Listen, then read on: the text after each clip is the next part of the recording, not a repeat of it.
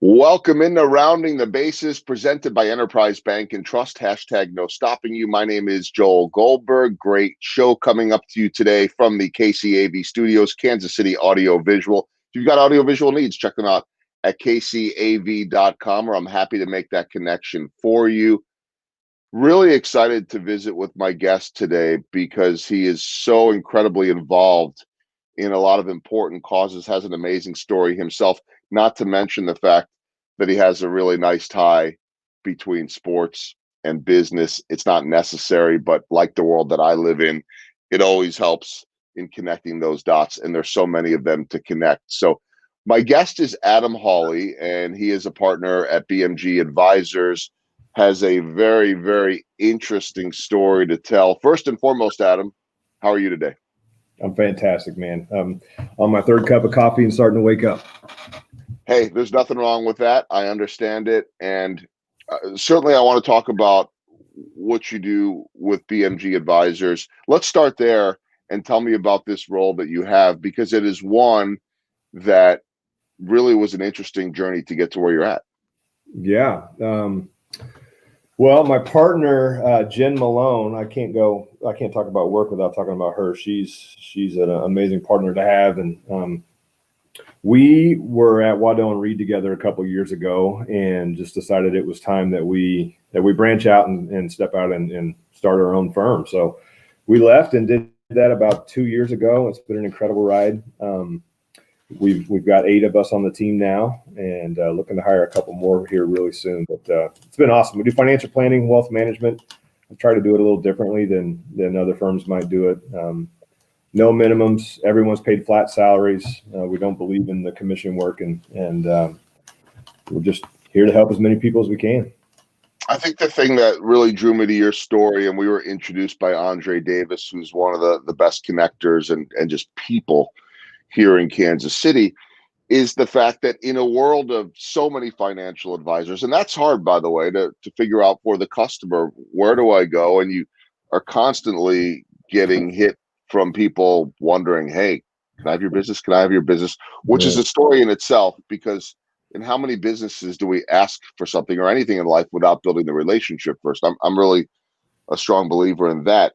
But you have such a unique perspective on how you got here, and this isn't the story of a guy that grew up with a lot of money that suddenly can sit there, and if anything, it's the opposite, right? Of having been in other shoes, so to speak, and being able to share that perspective with others. Is that accurate, or give me a little bit of a feel for that?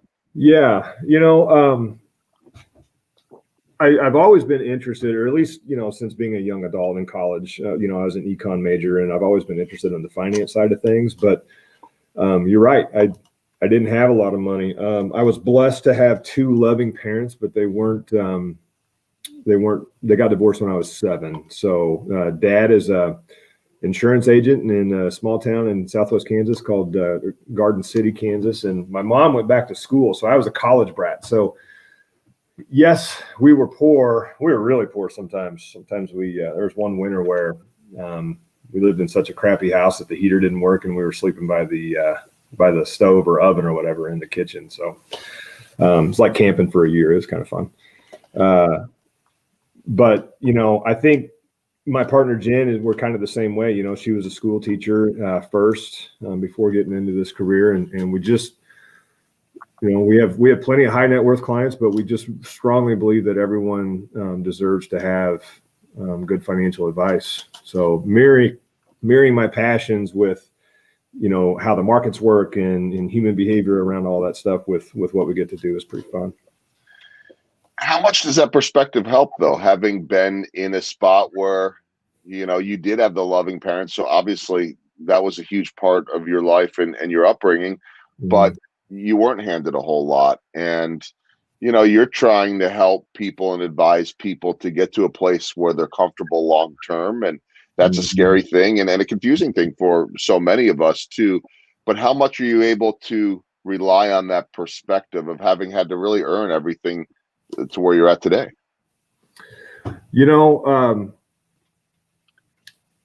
I've been through a lot of experiences, some self-inflicted, some just part of life, and this absolutely has shaped who I am. But, I've also been really blessed in a lot of ways too. So I just want to make sure that I say that, because when, I did have loving parents who, taught me how to communicate, taught me how to make friends. And so that has definitely helped me along the way. But again, as far as those experiences of not having money and seeing a car get repoed out of my driveway and not even knowing what repo means until, there's no car to get to school the next day, and yeah, those experiences I think give us a different level of empathy and a commitment to making sure that, like I said, we're trying to help anybody who wants it. I want to hit on that though, because I think that among the many words that we hear over and over and over again, to the point where we're sick about hearing about words like pivot and Zoom fatigue and things like that, empathy to me is perhaps the most important word right now. And I say that because during this pandemic and during everything that's come with it, and because of it, I believe it's never been easier to walk in someone else's shoes and be empathetic, because everybody's going through something. And maybe we always are going through something. And unfortunately, there's so much tension and divide in this country right now, which is a whole nother discussion. But that empathy, Gene, how important is that to you? The most important. I can't think of another gene or trait or whatever, especially in today's times right now, that it's, I'm guilty of being on social media as much as anybody sometimes, but the reality is there's a lot of ugly stuff there right now, and people are frustrated. And I try, I write some posts sometimes on Facebook called Your Friend in the Middle, and I try and be pretty centered in my views. But what I'm really trying to do there is,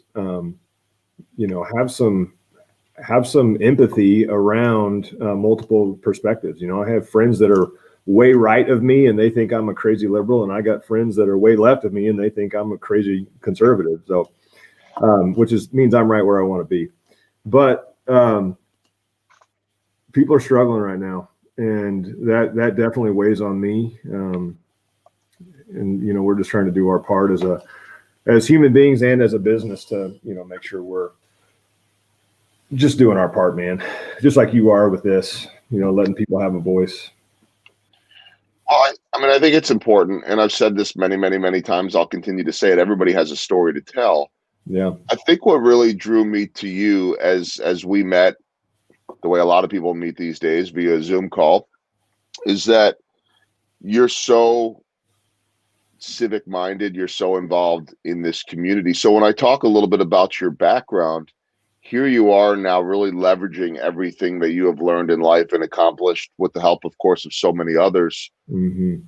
And your position right now with what you do to make a major impact in this community and beyond. So I want to ask you a little bit about an organization that you co-founded, yeah, and learn more about Lift KC. Tell me about that.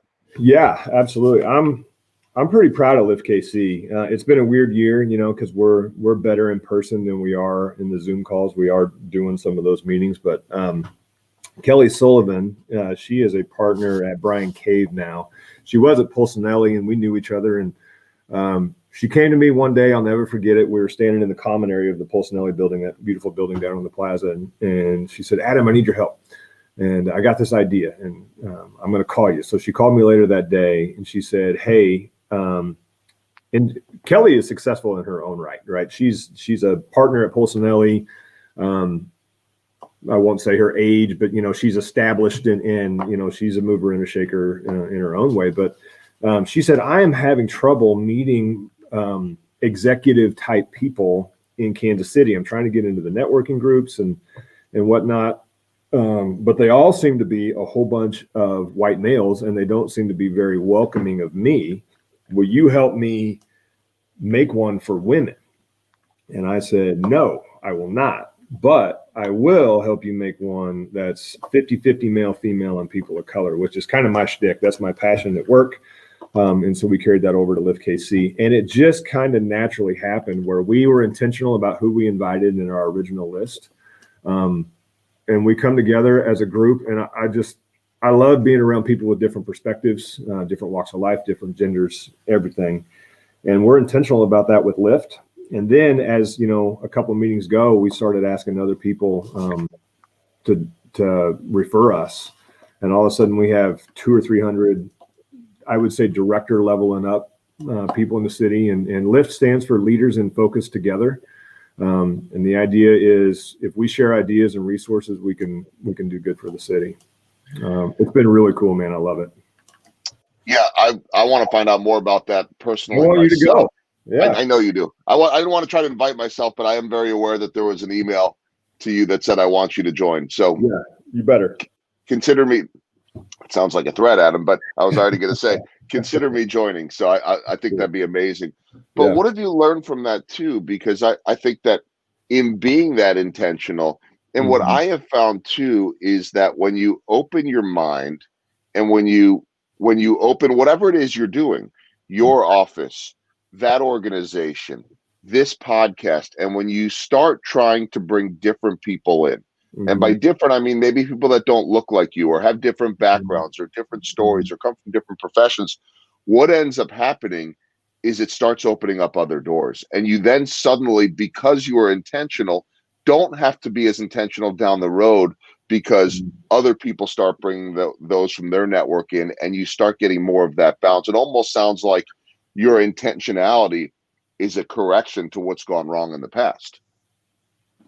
Yeah, that's a great way to say it. The way we say it around the intentionality piece is we have a saying at work, and it's a personal saying of mine, of do good by doing good. And my wife still doesn't get what I mean by that. She thinks that the wording is funny, but to me, it's pretty simple. It's just the idea that if you're intentional about doing good by others, we have a tendency as human beings to build a dam and collect resources for ourselves. And if you think of it, instead of building a dam to collect your own resources, you just think of how you can channel other things through you. It takes a little bit of faith to know that more will come your way. But I think we talked before one time about a mentorship program I went through, and I bought into that hook, line, and sinker. And it's been an incredible experience, because you focus on doing good by others, doing good for your community. And the truth is, if that's your intentional focus that you think about every day, more good comes your way. As simple as that. And I know that phrase is important to you, because I already had it in my notes too. When we met, you had brought up the do good by doing good. I'm not going to argue with your wife. She's going to win that argument every single time. I'm just saying I understand it. So whatever that is worth. But if Mrs. Hawley's listening, then I side with her. Let's put it that way. Come on, we got to be smart about this one. All right, I want to talk a little bit more about the community, and also sort of tying in, your expertise in terms of your role in financial planning and advising to what we're seeing in the community too. And I know that we talked about the wealth gap. And so how can that be addressed? What are you seeing from that? I don't know that is something that resonates with everyone. I think it should, but I think that when people hear that, sometimes they get into their own, well, I'm just worrying about myself type of thing, and why do I have to worry about everyone else? Yeah. And I personally, and you have better expertise on this than me, but I personally would view it as, how do we want to make our communities better? How do we want to make our surroundings better? Instead of complaining about what's wrong and this and that, but I'm just going to focus on myself. How do we address this? What's your take on that? Well, I don't think I have all the answers for sure. But one of the things that I do want to say right away is you said on a podcast that I listened to, and you were the speaker or the guest, and you talked about messy action. Do you remember talking about that? I do. I'm all about messy action. When you said that, I was like, yes, I totally agree, because I think it's really important to jump in. So now that I got that out of the way, I'd be lying if I said that, or if I didn't at least admit that, this has been a pretty good year for our business. It's been a pretty good year for home life. Financially, we're not hurting. We don't make a ton of money, but I make more than enough, and I'm really thankful for that. But I have this uneasy feeling, and I had it the other day driving home, in my nice pickup to my nice house, and I was just thinking about how I wonder how the rest of the world is feeling right now in our community. And by our community, I mean Kansas City, right? I'm not talking about the neighborhood I live in. And I just have this uneasy feeling that the wealth gap, which is and has been growing apart for decades now, I think this pandemic is speeding that up. It really weighs heavy on me. And then shortly after that, I had a conversation with Father Justin Matthews. I don't know if you've ever interviewed him or not, but I have. Amazing. Yeah, he's incredible. So he's working on some stuff.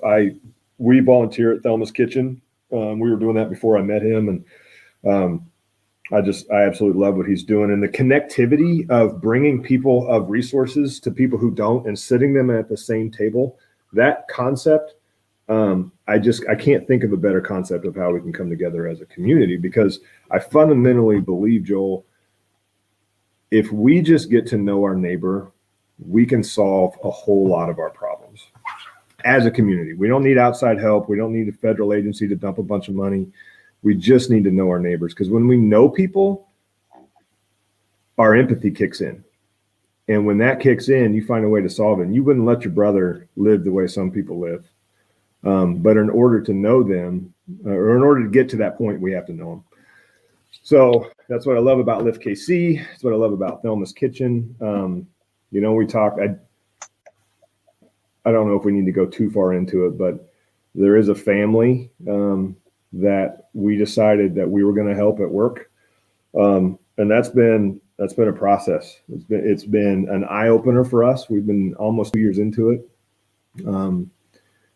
And we're to the point now where we were helping them with rent, and that wasn't working because they were still getting behind. And we just decided, and I really want to be careful how I say this, because I don't want it to sound like a toot horn thing. That's not what it's about. But we decided, instead of using our giving money, which, a lot of companies in Kansas City is an incredibly philanthropic community, one of the best in the nations, if not the best. We decided we were going to use our asset money and buy them a home that we still own, we still control, it's still our asset, but we're eliminating that need for this family. And this family has 7 kids. They're a blended family. And mom's got cancer for the second time, and I don't know if she's going to make it or not. But 2 reasons I say that. One, we're knowing our neighbor, because when you are that involved and you're not writing a check to a nonprofit, but you are physically saying, okay, we're going to go on this journey with you. There becomes a connection there that I'm not going to let these 7 kids get left behind. Plus, one of the other reasons, frankly, that I did it, and I don't know if it's going to work. It hasn't worked yet. We're still struggling. We're still making inroads, and it doesn't help that mom's in chemo and all of those things right now either. But I like the idea of Kansas City companies doing things with their asset piles instead of their giving buckets, because the asset bucket is typically a bigger bucket. So I wanted to follow up just on one, and I know that you told me about that story, and I know that there was some hesitancy on your part to talk about it, just because it can come off as sounding exactly like you said, like tooting your horn. And I don't think that has to be the case. There are ways to share what you're doing without it sounding like, hey, look at me. And because there's an incredible authenticity to it. And I think that you can be authentic and still share what you're doing if it's said the right way and it's not pounding your chest. I mean, you understand that just even from a sports reference of kind of acting like you've been there. But I do want one follow-up on it, just to say, how did you come to work with this family, and what have you been able to take out of it? Because oftentimes what I find is that when you do for others, you oftentimes get as much out of it as they do. Oh yeah, 100%. So they were on Fox 4 News, actually, and I didn't see it, but I've got another great friend. We played college ball together at Fort Hays State, and his name is Joe Heidrich is his name. He and his family saw them on the news as one of those problem solvers. And she had gotten cancer the first time, and they had always, struggled, yes, but always kind of made it, if you will. And then they got behind. She was in nursing school when she got cancer, and she had to drop out of nursing school and couldn't work. And all of a sudden the power gets turned off, and then the pipes freeze, and then the ceiling caves in, and it was just a nasty story. And Joe saw these 7 kids huddled around a space heater 2 winters ago. And I don't know if you remember how cold it was in January, but it was freezing. Joe called Fox 4 and said, I've got a spot at one of my rentals. They can come live here and for 3 weeks until, I've got somebody moving in. And he didn't realize how much of a challenge it was to find a home for 9 people. And he called me on a Friday with 7 days left and said, I'm in trouble, man. I need your help. And we mobilized our friends and networks to raise them money, bought him a van, got him moved into a place. Chase Kaufman, some of you might know that name. He works with me at BMG, and he just happened to have his first rental, and it was available. And so we agreed that we would pay him market rate, and they would pay what they could, and BMG would cover the difference. But man, it's really not about what I've gotten out of it. It's really been more about what I've learned about how some people, they're just different. They have different experiences, different upbringing, different whatever. And I didn't realize, and shame on me, that when we moved them to Grandview, we moved this family away from the bus network. And so I learned how important the bus line is to a lot of people, including this family. Well, the bus, didn't go to Grandview, and all of a sudden Dad couldn't get to the job because the van broke down. And then all of a sudden we almost created another problem just when we were trying to do good. And through that's when we decided eventually that we need to help this family get back into Kansas City, not have to worry about, another expense of a car, and get them close to the bus line. And that's why we bought them the house. But, the kids are, they're so awesome. And every time they see Mr. Adam, they just come up and squeeze me and love me. And so, yeah, that's what I get back. I love it. Well, and I think what you get back, you hit it perfectly too, is you get out of it, or what you get back is what you learn. You get perspective from it is what you get. And of course that good feeling, but I've seen that over and over and over again, where it's like, look, I'm just trying to help somebody else, or we're just trying to do whatever it is, go visit the military. And suddenly they're thanking you. And it's like, no, it wasn't supposed to be about me. It's supposed to be about you. And so I think everybody wins on something like that. A couple more before I get to some baseball themed questions. I want to ask you a little bit about your perspective on everything that's going on in terms of racial tension. Here you are, a white man that has worked hard to get to where you are at, and you're involved in so many of these causes that I know have opened your eyes or given you even more perspective. You talked about the wealth gap, and I'm wondering, and when we talked, you said, I'm very comfortable being uncomfortable. And I think that these are very uncomfortable conversations for a lot of people. However, like yourself, I'm getting more comfortable with this conversation every day, or getting more comfortable with being uncomfortable. Yeah. And I think that it's okay to have these discussions. We should have these discussions. Yeah, absolutely. And, this isn't my first time to have one of these. And, man, we could have a whole podcast. We could have a whole weeks of podcast about it, So just because of time constraints, I would say it's up to people like us. There's a woman named Gwen Grant. She's the CEO of the Urban League, and she's been in this fight for a long time. And she has become a friend, and I've learned from her. Hope she's learned from me.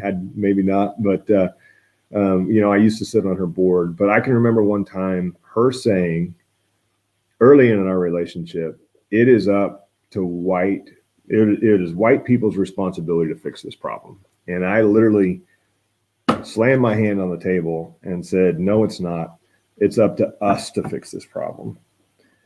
But as I processed that statement in that moment, which was a pretty pivotal moment for me, I realized what she meant And what she meant is, whether we like it or not, the fact of the matter is there is a stack of wealth, there's a stack of social hierarchies, and it just is what it is. And I think it's important that we accept that. I don't know if that is going to ever go away. Every organism on the planet has built a hierarchy of some type. And I think we just need to acknowledge that it's going to be really hard to overcome some of those.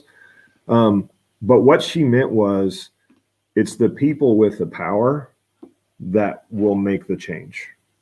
And it's people like us that have to be uncomfortable and lean into conversations and do it with humility.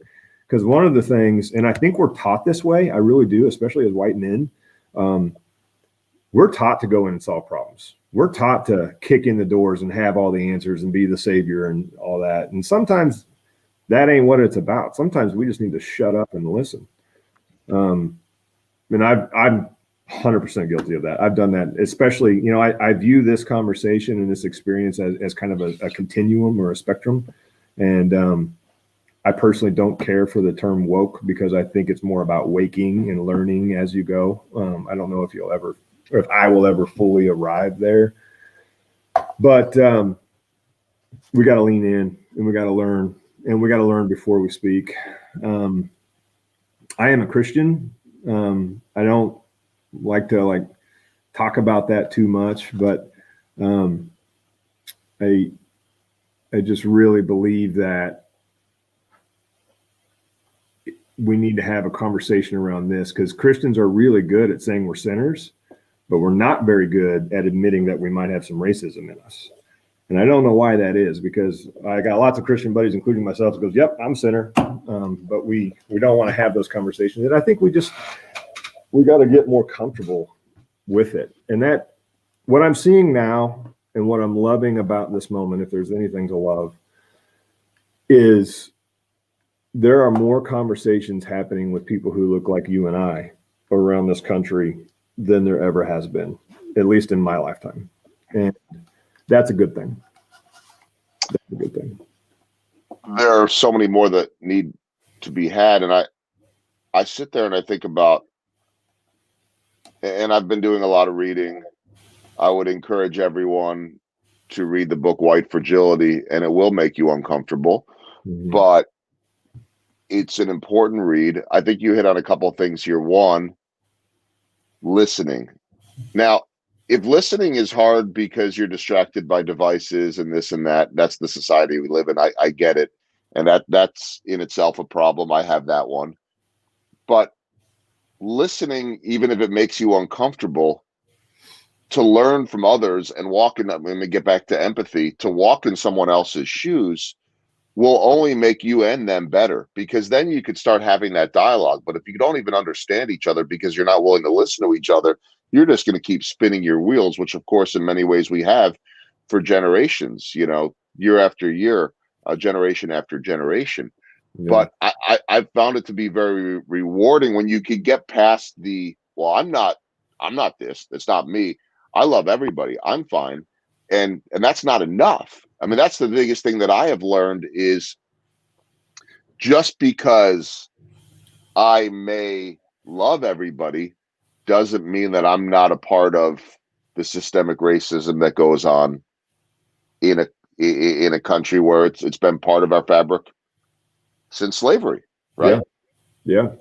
You're absolutely right. And I that's not going to shut off tomorrow. And I think we just have to acknowledge that. But if we can just move our needle a little bit and do our part to move that needle, then that's what we got to do, man.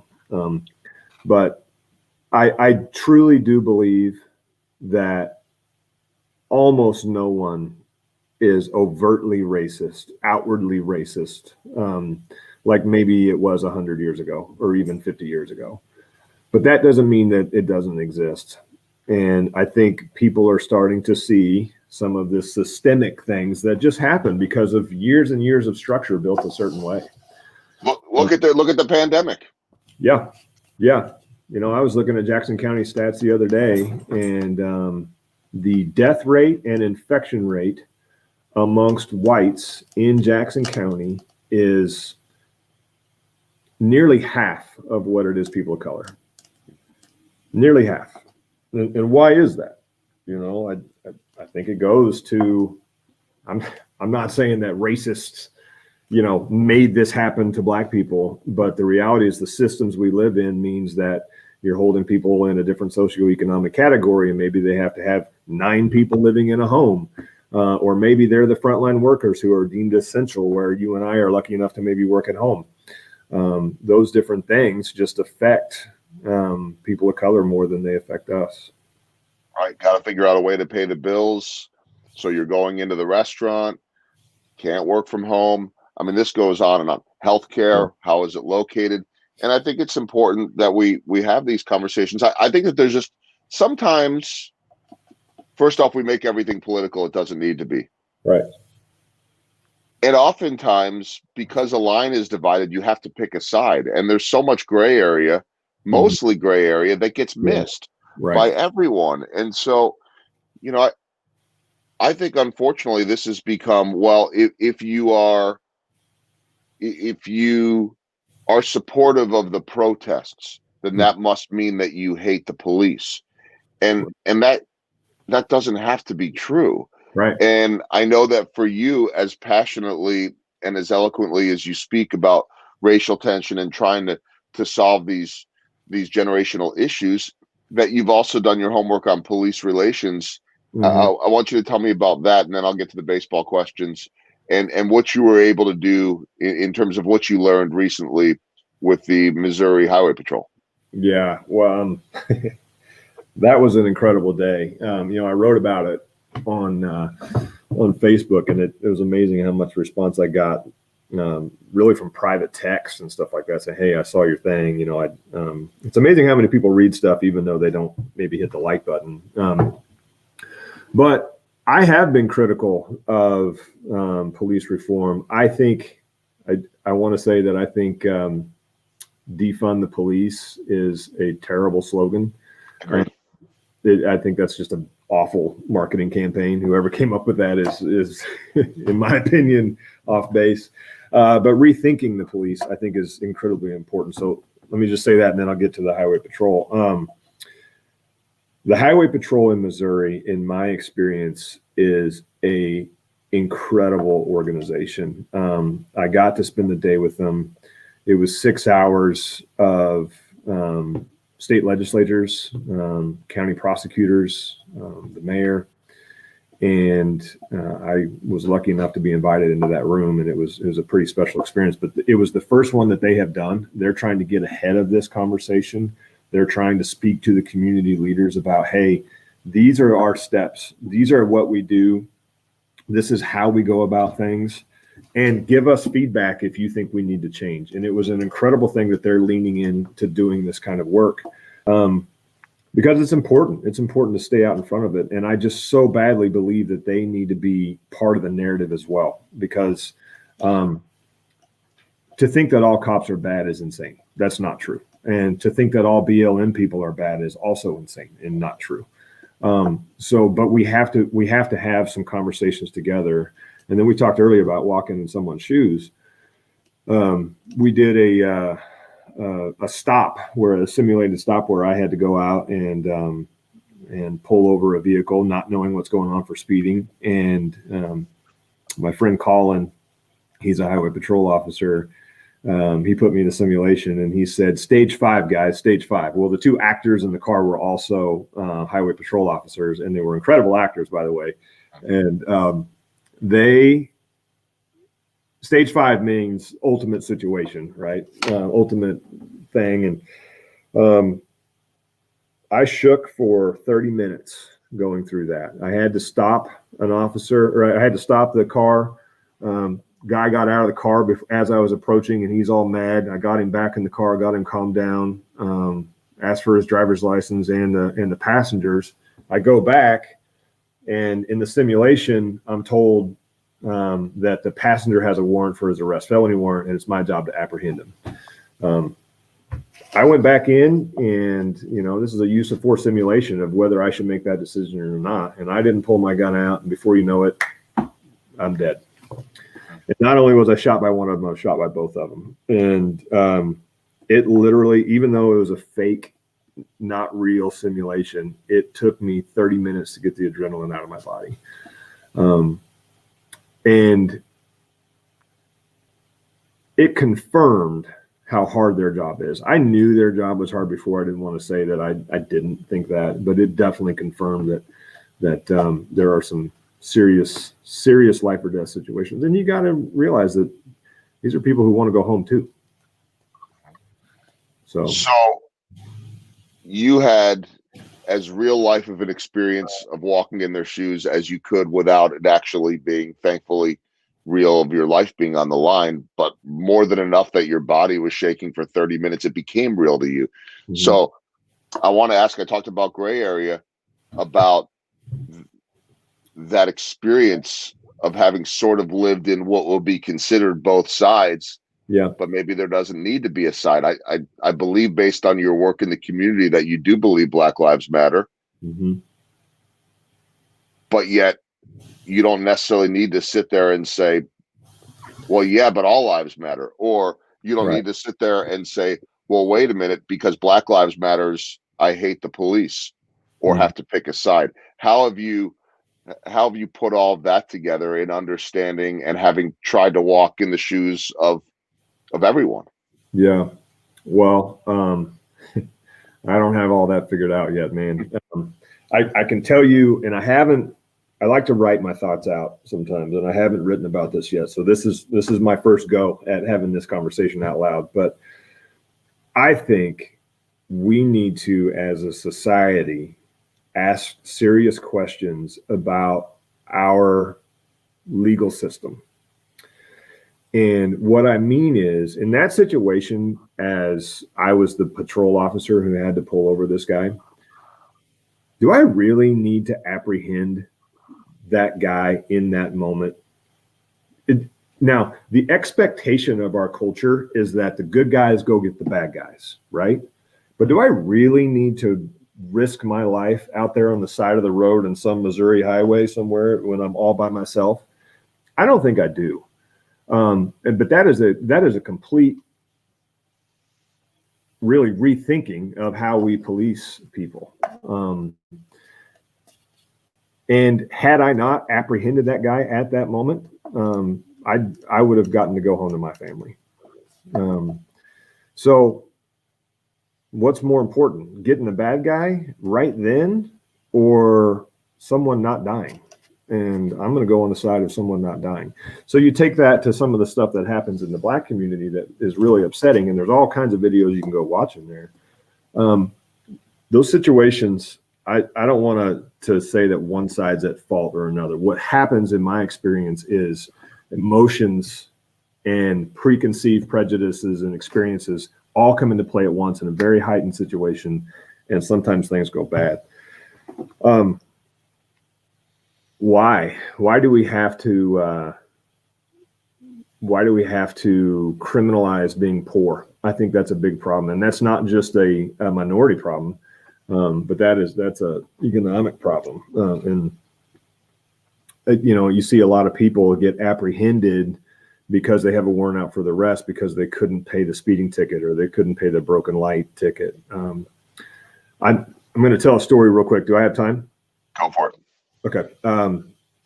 This was I might not get it perfect, but this is a story that was told to me by a prosecutor of someone who lived in Missouri. He was not the greatest human being in the world, but he was a father. He was a husband and poor, probably had a drinking problem, but he was going to work and getting by as much as he could. He got a ticket for like a broken headlight or something very small. He couldn't pay that ticket or didn't pay that ticket. And when he didn't pay that ticket, a warrant goes out for his arrest. He got stopped again for speeding or whatever. It doesn't matter. They find out that he had a warrant out for his arrest and they put him in jail for 60 days. Well, in that 60 days, wife's already pissed at him because he, is not bringing in the bread like she wants him to. Then he loses his job. And while he loses his job in prison, wife is upset and he gets out of prison 60 days later and goes home, and there's another man in the house with the wife. It turned into a fight where the guy who just got out of prison, the husband and father, stabs the guy in the heart and kills him. So that's I know that's kind of a long story, but when you think about our system, we put a guy in prison because he couldn't afford to pay a ticket, because he couldn't afford a broken headlight. And in that butterfly effect, it led to someone dying. And now two fathers are gone, right? Or two men are gone. One's in prison and one's dead. So I just think we need to rethink some of that stuff and what our real priorities are. I don't know what about that, man. No, it's powerful, and it's perspective again, and it's trying to understand perspective from not just one position, but from all positions. And so I give you a lot of credit for that. I'm following everything that you're saying, and I hope that it challenges people to one, listen more, be more open-minded, and to be willing to start these conversations, even with your friends, just with your friends, when you're sitting around, having coffee or drink or whatever it is. All right, I want to get to my baseball themed questions. So we'll shift back a little bit to you, professionally speaking. I know you're a basketball player, but professionally speaking, business wise, what's the biggest home run you've hit? Biggest home run I've hit. I would have to say it's what we're doing right now. I absolutely love going to work every day. We built a team that I'm proud of. We're not perfect, but we're getting better. We do things differently in the sense that our team is a true team. No one has their own clients. Everyone works together for everything. We make unanimous decisions when it comes to how we invest people's money. We take care of people, I'm not just talking about clients, I'm talking about the people at work. And I kind of feel like some of the lessons I've learned about our industry and about life and business, this has been our opportunity to get it right. And again, I'm not saying we're getting it 100% right, but I'm really proud of the work we're doing right now. Okay, how about a swing and a miss, and what did you learn from it? Oh, God. There's a company that I started. So I started my career in the insurance business and had a great career. Broke my dad's sales record my first year as an agent, and then became a sales manager. I managed all of Kansas City, Missouri for American Family Insurance, and loved that. But I got a little cocky and a little bit, I'd never failed at anything, and believed my own hype, if you will, about, how bright my future was, and thought I had a brilliant idea for an internet marketing company for insurance agents. And with a stay-at-home wife and a baby, I quit my great job to go run a startup called Zipsurance. And it was an internet marketing company to drive web traffic to local insurance agents. And I thought it was flawless. I thought my execution and plan was perfect. And within 8 months, I realized that we were going to run out of cash. And we did sell our product quite a bit, and we made a bunch of money, but we spent twice as much and ran out of dough. And that was the first time, professionally speaking, that I had ever failed. But I sure am glad that I swung, because it was probably the best experience of my life. Well said. You don't know unless you swing, and then it's what you learn from it and how you grow from it. Last baseball themed question, small ball. What are the little things that add up to the big things? Oh, man, that is a great question. I think for me, it's focus on others. Don't focus on yourself, in the sense that give your team the best opportunity they can to succeed. Put them in the right roles. We have a saying, we're a basketball office, you're a football office, or a baseball office. I get that. But we have a saying, don't make the center be the point guard. I think a lot of people, especially as companies grow, they need someone to do a job, and then they like this person or whatever, and then they go and put them in a role that isn't their natural skill set. And I was a big man in college, and if you made me be the point guard, we would all be in trouble. So I think that's probably a good one. And I'd say those are probably my two biggest small ball things. Well, I like it. There's a very important lesson there on roles, and I always say I hate to hear when someone said, you ask somebody what do they do, and they say, "Well, I'm just the." I'm like, no, there shouldn't be a just the. You're not just the executive. You're not just the accountant. You're not just the janitor. You have been hired for a role that is needed. If it wasn't needed, they wouldn't hire you. And so it's no different than the last man at the end of the bench in the basketball game. Or, if you're the bench player, then, be the best bench player, be the best support staff, pick up your teammates, be ready to go. I mean, every one of us has a role. And so I think that sometimes we have it in ourselves to demean what we do or to put ourselves down and not give ourselves enough value. Yeah. Everyone has that role. And okay, the center's the center, the point guard's the point guard. Every now and then, if you get lucky, you got a guy that can do both. But for the most part, there's a reason why they're at. Yeah, 100%, man. 100%. And I do think, I don't know if this is a small ball thing, but I have a saying that I try and live by also, that is always management's fault. I believe that puts my frame of reference to get me ready to know that good or bad, the buck stops with me, and it's my job to make sure I'm doing the best I can. And, I call it the HELP model: hire, empower, lead, and plan. Those are the 4 things that I'm responsible for. And I got to get hiring right, because if I have to fire somebody, it's on me. It's because I didn't get it right on the hiring side, maybe. Then you got to empower people and then lead and make sure you're planning along the way.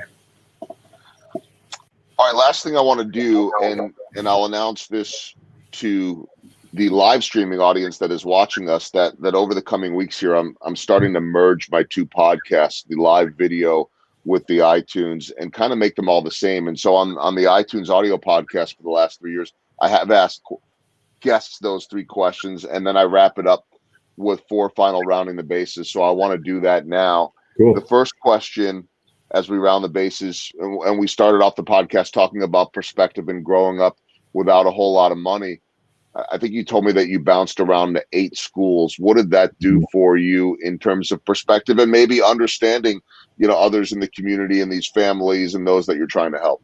Yeah, totally. So I've been the poor kid. I've been the nerd. I've been the skidding kid. But I've also been the popular kid. As I got bigger and faster and stronger, all of a sudden I was the cool kid. So I've had those different roles and had those experiences directly treated to me, and I think that's helped. The other thing about moving around so much, it was all in the Midwest: Kansas, Oklahoma, Missouri, Indiana, Texas. But there are little subcultures inside of United States, and not everyone's the same. Even, you go to Indiana, and the folks in Indiana are different than the folks in Kansas City, who are different than the folks in San Antonio. And just getting to learn, this world is it's a different place, but being able to find some commonality no matter where you go is definitely something that's really helped me. I love that a lot. All right, second question, you referenced Indiana. Mm-hmm. So tell me about your sort of Hoosiers-like experience. Yeah. And also, how about a scouting report on a young Adam Hawley on the basketball court? Gosh. All right. So in Indiana, I was really lucky. So in 7th grade, I had 2 teammates. I was new to Indiana in 7th grade. I moved there from Missouri to Indiana. And 2 of my teammates, Queth and Jabril, both from Africa, both from different countries. Both parents were professor kids, as was my mom at Indiana. But I might have been the only 7th grader in America who said, when I grow up, I want to be a Division II basketball player, because I knew what D1 looked like, even in 7th grade. And but I got to grow up with those guys, plus another handful of other people that were really, really special. And our junior year was the last year in Indiana for the all-class high school basketball tournament. So like the movie Hoosiers, we were a small, big school. So we would have been in the biggest class, but one of the smaller schools. So it's not like we were the Cinderella story or whatever. But man, we were good. And that was a heck of an experience to play out of the district, which then goes to a tournament of the 64, just like the NCAA. And it's single season or single game elimination all the way to the championship. And because it was the last year for the all class tournament, you know, there are 28,000 people in the Hoosier Dome. Is now the RCA. Well, actually, I think they tore it down, but it was a great experience, man. And because I was not good enough to really be a key player on that team my junior year, I got to be in at the end of the game. So I did score the last bucket of all class basketball history. So what type of a center or big man were you?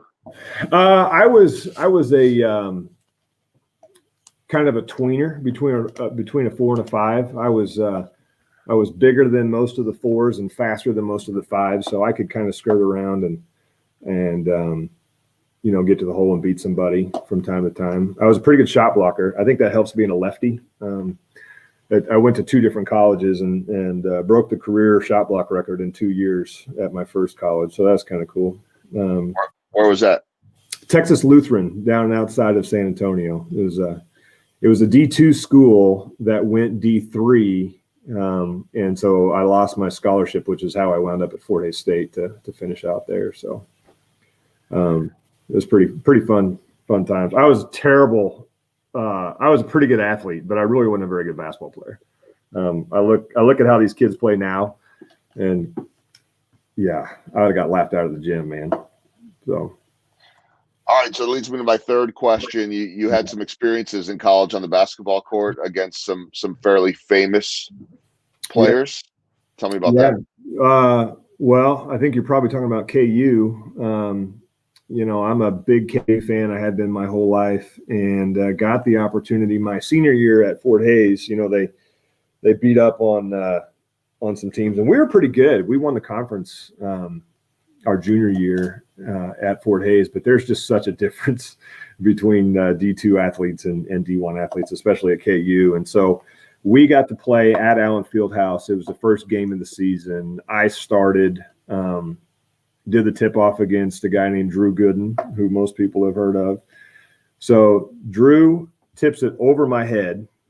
Instead of tipping it backwards, he tipped it over my head to Nick Collison, who was standing right behind me, who caught it and threw it over to Kirk Heinrich, who was on the wing, and set a back screen on me. And I look around Nick Collison's shoulders, and Drew's hanging from the rim for an alley-oop for the first time. He actually missed the dunk, but I knew we were in trouble at that point because I'm typically the biggest guy in the room normally if I go to a networking event, but those guys are just so much bigger, faster, stronger. And I did get dunked on in that game by Nick Collison, Drew Gooden, and Wayne Simeon, which I don't think I'd ever been dunked on in a game before. And I got dunked on 3 times by 3 different NBA players. So it was a pretty cool experience. So you could always hang your hat on that and say, you know, I remember when that guy or those guys dunked on me. And hey, as a KU fan, that should actually, all these years later, be a badge of honor, I suppose. You know, last year I was sitting at Graham and Dunn, and Nick Collison was sitting a few chairs down. And we made eye contact, and when he got up to leave, we were still making eye contact. And I said, "You don't remember me, but you dunked on me at Allen Fieldhouse," and we both got a chuckle out of that. So that's good. That's good. Yeah, he was like, "Wait a minute, is that one of the hundreds of guys that I've dunked on over the years?" Okay, last question. My walk off. You were telling me that you have 3 really important pictures posted or taped to your bathroom mirror on your vision board. Tell me about that, because I think it's a great inspirational way to end. Yeah. So back to that mentorship program that I went through. I hope it's okay. I'm going to mention his name. I don't think he'll care, but there's a man in this town named Michael Summers, and he kind of hangs out, you know, behind the scenes a little bit, but he's an absolute leader in this community. And I went through a mentorship process with him after I had failed with Zipsurance, and it completely changed my life. And I owe a lot to him. If there's a man that I owe, you know, any success that I've had, it's definitely, well, there's probably about 5 of them. He's definitely one of them. But through that process of this formalized mentorship program, I did create a vision board, and it had to be, you know, things that are near and dear to me and who I am and who I want to be. And so I've got Michael Jordan on there, and it's the image of Michael Jordan where he's holding that finals trophy, and he's crying, and I had the message that greatness is emotional. And I wholeheartedly believe that you can't reach your goals unless you're putting in everything, and especially if your goals are big. And when you do that, it's okay to be emotional about it, because that means you gave it your all. I've got a picture of Martin Luther King, and he's pointing at me like this, and underneath there it says, "Do your part, be the change." And then I've got an image. It's a painting of Jesus pulling somebody out of the water. And the message under there is to lift others up.